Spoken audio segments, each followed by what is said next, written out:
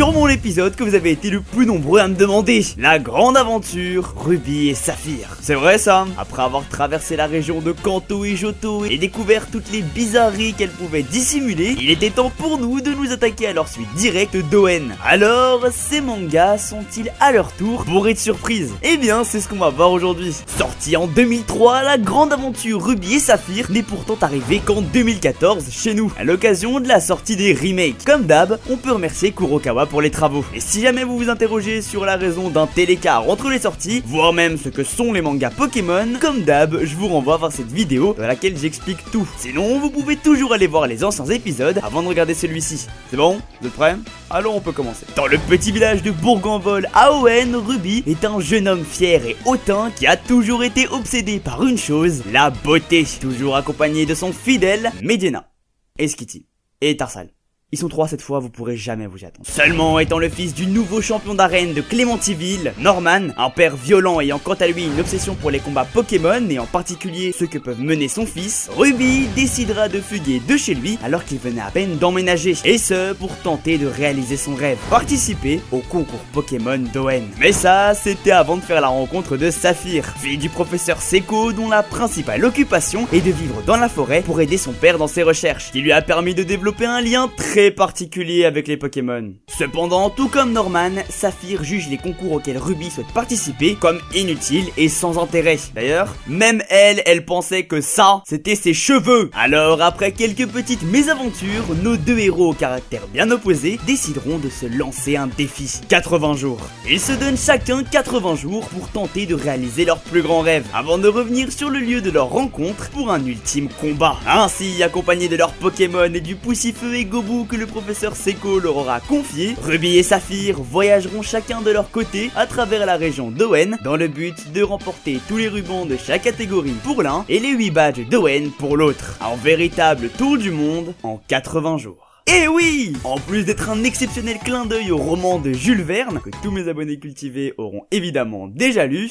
sinon il y a le film avec Jackie Chan, Ce qui nous frappe directement en entendant ce résumé, c'est la liberté scénaristique que le manga s'est cette fois permis de prendre, tout en suivant dans les grandes lignes le scénario des jeux vidéo, comme l'attaque du professeur Seko par des Pokémon sauvages que je n'avais pas cité précédemment. Sauf que, au lieu de nous proposer un tour des badges, faut reconnaître que mettre ainsi en avant les concours Pokémon, une toute nouvelle fonctionnalité de cette 3ème génération, eh bien c'était vachement une bonne idée, d'autant plus qu'on évite le cliché de la fille qui s'y colle, permettant ainsi un développement plus intéressant de la relation entre Ruby et son père. Et vous verrez que ce n'est pas la seule liberté que ces mangas se sont permis de prendre. Mais comme je viens de vous le dire, le scénario restant celui des jeux vidéo, Ruby sera très vite amené à rencontrer Timmy, un jeune garçon à la santé fragile qui a l'espoir de capturer son premier Pokémon avant de déménager à Vergazon, qui a un air plus pur, meilleur pour sa santé. Premier Pokémon qui sera alors son cultissime Kicléon. C'est honteux. Mais qui dit personnage emblématique et tour des badges dit évidemment champion d'arène. Et pour le coup, ils n'ont jamais été aussi présents. Roxane et Bastien sont super intéressants dans leur rôle, l'une étant professeure à l'université des dresseurs, établissement qu'elle utilise aussi comme arène, permettant à quiconque réussissant son examen de l'affronter en duel. Et l'autre, un accro au sport de souplesse qui n'est nul autre que l'ancien ami de Aldo, membre du conseil 4 de Kanto. Ce qui est assez bizarre quand on connaît la tournure qu'il a pris dans les mangas rouge et bleu, mais ça vous êtes habitués. Voltaire est un vieil homme souriant qui accorde énormément d'importance au bonheur des plus jeunes. Il est prêt à tout pour percer les secrets de New Lavandia, une ville légendaire qui, si restaurée, permettrait de régler les problèmes de surpopulation de Lavandia, laissant alors plus de place aux enfants pour s'amuser. Adriane est une nouvelle championne issue d'une autre région, et tout comme les jumeaux Levi et Tassia, elle est prête à tout pour être à la hauteur du titre qu'on lui a confié, ainsi que des responsabilités que cela implique. Même si pour ça, elle doit affronter la team Aqua seule. Le tout sous le regard bienveillant de Marc et Alizé, champions d'arène accordant beaucoup d'importance à leur titre, à tel point qu'ils s'occupent de régulièrement tenir informé l'Alliance Pokémon, dont on reparlera plus tard. Leurs réflexions sont vraiment intelligentes et participent enfin à rendre le titre de champion crédible, d'autant plus que Marc est aussi le maître de la catégorie beauté des concours Pokémon, ce qui en fait un but à atteindre aussi bien pour Ruby que pour Saphir.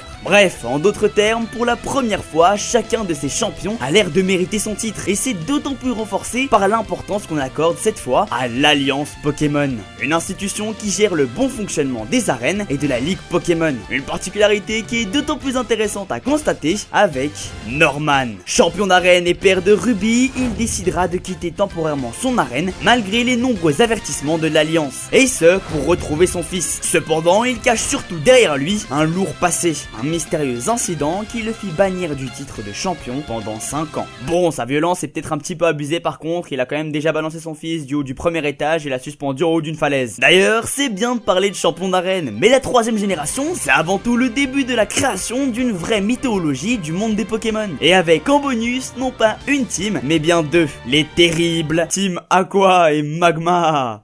Ouh. Hop, tu t'as prêté sérieusement à parler de mythologie Pokémon sans moi? Oh, mais c'est Elio, l'homme qui a fait une incroyable série de vidéos sur la mythologie Pokémon.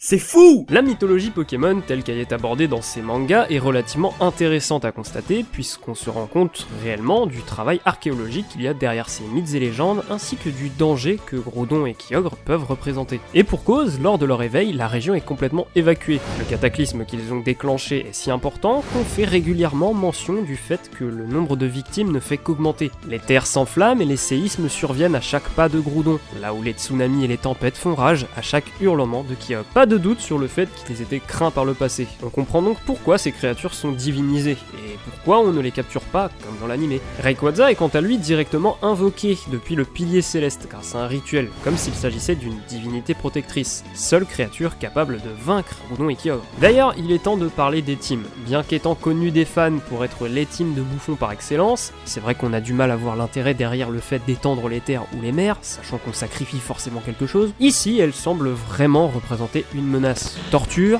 prise d'otage et parfois tentative de meurtre ouvertement assumée, la Team Aqua et Magma sont plus que jamais décidées à montrer ce dont elles sont réellement capables. Oui bon, ils essayent quand même d'éliminer quiconque a vu leur visage, alors qu'ils ne portent même pas de masque. Et cette pression que ces teams exercent sur OM se ressent d'autant plus avec leur boss. Arthur, par exemple, est le directeur en chef de la totalité des moyens de communication d'ON, ce qui lui permet de ne pas diffuser les crimes de la Team Aqua, mais de mettre en revanche ceux de la Team Magma en lumière. Alors que Max, de son côté... C'est un gros alcoolo. Et oui, y a que dans les remakes qui ressemble à un mec hyper intelligent. En réalité, dans ces mangas, Max choisit plutôt l'option de la discrétion. La Team Magma agit très peu, mais lorsque c'est le cas, c'est souvent avec des plans mieux élaborés pour éviter de se faire prendre. Et ça, c'est quand ils utilisent pas leur espèce de sorcellerie là avec les flammes. C'est même pas dans les jeux vidéo ni dans l'animé. C'est quoi ça? C'est de la magie. Même moi, je sais pas ce que c'est. En bref, des teams aux objectifs tellement opposés qu'elles iront jusqu'à diviser les champions d'arène. Chaque partie pensant que sa team essaye de faire le bien, contrairement à l'autre, du moins avant qu'elle ne fasse équipe contrôlée par Groudon et Kyogre. Et oui, dans ces mangas, la Team Aqua et Magma s'allient pour arriver à leur fin. Les orbes rouges et bleus de Groudon et Kyogre ayant totalement pris possession de nos deux antagonistes, ceux qui voulaient contrôler la puissance de ces Pokémon des temps anciens, pour assouvir leurs désirs, se retrouvent désormais esclaves de cette colère séculaire. Oui, pour ceux qui l'auront remarqué, cet événement a effectivement eu lieu dans l'animé, mais pas dans les jeux vidéo. Ce qui est dommage d'ailleurs, Pikachu ayant été contrôlé par la gemme bleue et Arthur par la gemme rouge. Sauf que là, ils ont carrément des pouvoirs, ils font piou-piou avec leurs mains. Et la région d'Oen est donc plus que jamais dévastée. Selon la mythologie Pokémon, il est donc temps de faire appel à Rayquaza aux 3 régies, seul Pokémon capable de contenir la puissance des 2 légendaires. D'autant plus qu'ils sont cette fois épaulés par le Conseil 4 en personne, ainsi que leur maître. Rassurez-vous, cette fois, c'est des mecs bien, on parle plus d'assassins. En réalité, Zicone, utiliser les régies, ce n'est pas si incohérent. Pour la petite histoire, lorsque Regigas créa Regirock, Regice et Registeel, il leur confia une mission, celle de veiller sur les humains et de les accompagner dans leur développement à travers les âges. Mais à cause des conflits naissants chez les humains, des guerres commencèrent, et les régies n'eurent d'autre choix que d'affronter ceux qu'ils devaient protéger. La puissance des régies était si dévastatrice que les hommes n'eurent d'autre choix que d'arrêter de s'entretuer pour s'allier et stopper les golems. Et c'est après ça qu'ils se retrouvèrent enfermés à 3 endroits différents de la région dans des caveaux. Et la suite, on la connaît. Mais du coup, Rayquaza dans tout ça, eh bien, c'est un peu plus compliqué. Contrairement aux jeux vidéo, afin d'user du pouvoir de Rayquaza, ici, il est nécessaire d'effectuer un rituel au cours duquel un adulte et un enfant unissent leurs forces. Seulement, Ruby étant occupé à s'entraîner dans la salle du temps avec Saphir, et c'est pas une blague, ils se sont entraînés sur l'île Mirage où le temps est dilaté. Du coup, il s'écoule 7 fois plus lentement. Dites-vous que dans les jeux vidéo, c'est juste une île avec des ok. C'est donc aux côtés de Timmy que Norman va devoir gagner son combat. L'heure est venue pour lui de rembourser sa dette. Et hop hop hop, à partir de maintenant ça va spoil. Le mystère qui entoure le lien entre Rayquaza et Norman est vraiment hyper sympa. Alors si vous comptez lire ces mangas, je vous conseille de vous rendre directement à ce timecode. 3 secondes.